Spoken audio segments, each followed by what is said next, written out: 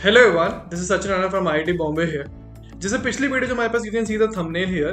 इस वीडियो में as you can see the comments that you have said that please make a video on the paper solving strategy. तो ये वाली जो video होगी एक short to the point video होगा जिसमें we shall be discussing about the paper solving strategy. So let us begin with the strategy here. The first and the most important point is that what is the sequence of attempting the questions. Like that is my personal suggestion to you that whenever you start with the question paper, always start with the single correct questions. Single correct question में बस negative भी हो सकता है, but those are the simplest of all the questions जो भी उस question paper में आएगा. तो सिंगल करेक्ट क्वेश्चंस करने के बाद will move on to the paragraph kind of questions. Paragraph के लिए बस एक स्पेशल टिप है जो टिप नंबर 2 बन के आएगा. उसके बाद we shall be going to the matchup questions.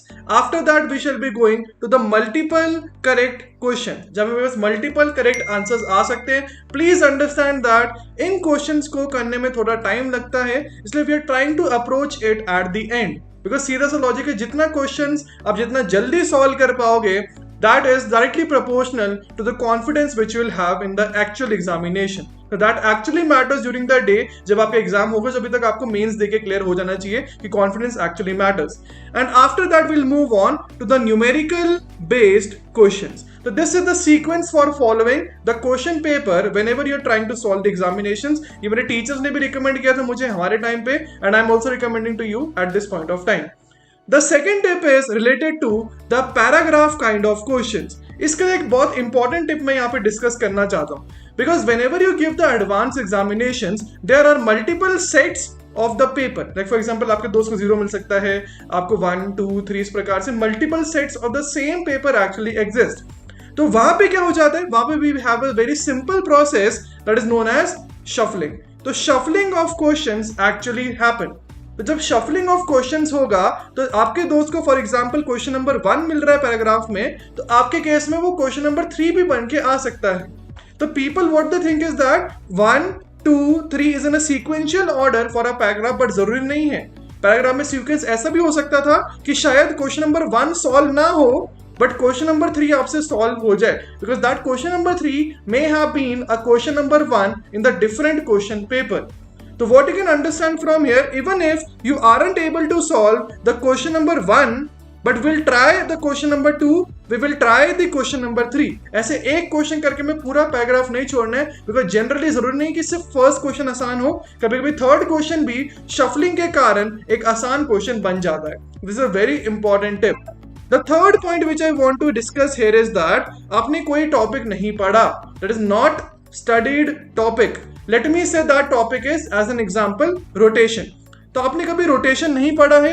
If you haven't studied rotation at any point of time, that is a very logical thing. आप एग्जाम हॉल में उसके ऊपर रिसर्च तो कर नहीं सकते कि आपने कोई नया कंसेप्ट ढूंढ लिया एंड आप उसके ऊपर रिसर्च करने बैठ गए, तो दैट इज नॉट पॉसिबल. तो what you will do is that this tip will just take 20 to 30 seconds of your time, but this will eventually save around 5 to 7 minutes of your entire question paper time. तो for example मैंने ऐसा chapter देख लिया जिसमें मैंने कभी पढ़ा नहीं है. लेट मी से in mathematics, in physics it is rotation, in mathematics it is coordinate geometry etcetera etcetera. तो फॉर एग्जाम्पल मैंने मैथ्स में कोई टॉपिक नहीं पढ़ा, मैंने फिजिक्स में कोई टॉपिक नहीं पढ़ा, केमिस्ट्री में कोई टॉपिक नहीं पढ़ा. लेट मी से मैथ्स में वो कोऑर्डिनेट ज्योमेट्री है, फिजिक्स में वो रोटेशन है एंड केमिस्ट्री में वो आइसोमेरिज्म है. तो मैं क्या करूंगा, जैसे मुझे उनके क्वेश्चंस दिख रहे होंगे in the actual examination question paper, I will cross them in the rough paper which we have been given. Let me say 5th question cross मार दिया. लेट मी से rotation is 23rd question cross मार दिया. Isomerism में 32nd question cross मार दिया.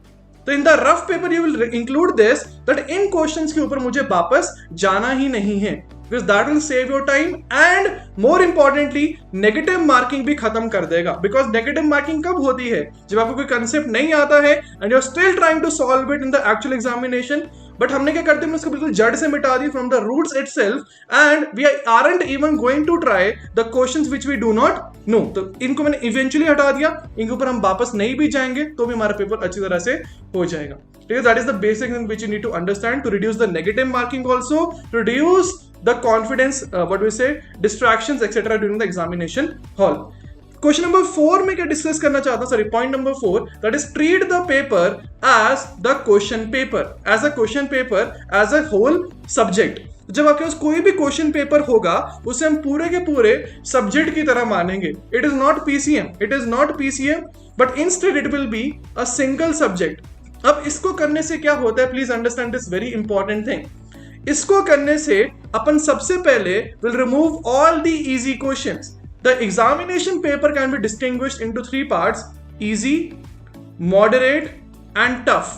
ठीक है, तो इजी मतलब this is obviously relative in nature. जो इजी क्वेश्चंस हैं, दैट इज, लेट मी से 2 क्वेश्चंस इन ईच सब्जेक्ट, तो 2 into 3 that is 6 questions will be easy.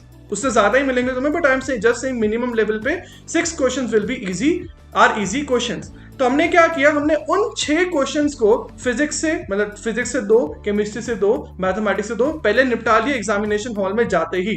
तो that will be a major confidence booster for all the people. Confidence कैसे बढ़ता है examination hall में, कैसे बढ़ता है, जब आपके क्वेश्चन सॉल्व होंगे तो सबसे पहले अपन सभी चैप्टर्स के, सभी टॉपिक्स के, सभी सब्जेक्ट्स के इजी क्वेश्चंस निपटा लेंगे by treating the paper as a single subject. तो उससे हमारा कॉन्फिडेंस बहुत हाई हो जाएगा. तो please consider the paper as a single subject. इसको मैंने एक alpha beta gamma strategy video में भी बनाया है अपने चैनल के ऊपर, you can see that if you want. ठीक है, these are some very important tips. The 5th tip is related to the material which should be used. वो मैंने पिछली बार भी बताया था कि what is the material you should use. That is previous year questions and some books which you already follow. ठीक है, this should be the previous year questions and books. Now I want to share a very important book with you. This is one of those books which is a must have for all the people who are going to give physics. चाहे वो medical हो या non medical हो, चाहे वो 2020 हो, 2021, 2022 aspirants. This is one of those books which recommends that you can get a 25 to 30% increase in the marks. As you know, I generally do not do collaborations with the books etc. But this is one of those books which I found very useful for all the aspirants. Because इसमें मेरे पास 250 plus chapter wise properly index बना के दिया गया है, जिसमें as you can see Deesa publications है, तो obvious सी बात है बुक तो अच्छी होने ही वाली है. And हर चैप्टर के लिए आपके पास shortcuts mentioned है. For every chapter the shortcuts are given to you which have been personally verified by me that these are actually good shortcuts which can be applied in the real life physics also. This is a very, very, very economical book and the author guarantees that 25 to 30% marks will be followed अगर आप इस book को आप इस book को अच्छी तरह पढ़ोगे. तो ये बहुत इंपॉर्टेंट बुक है. These are some magical tools which have been developed over years of experience which will also help you a lot. The link has been provided for the book in the description.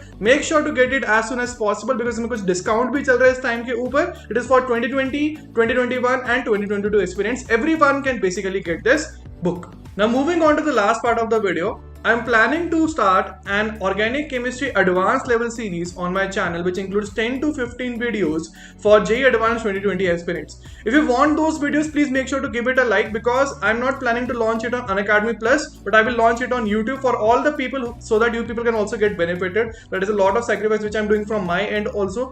ठीक है, तो kindly give it a like, share the video as much as possible, subscribe to the channel if you are new. Thank you all for watching this video. Jai Hind. Bye.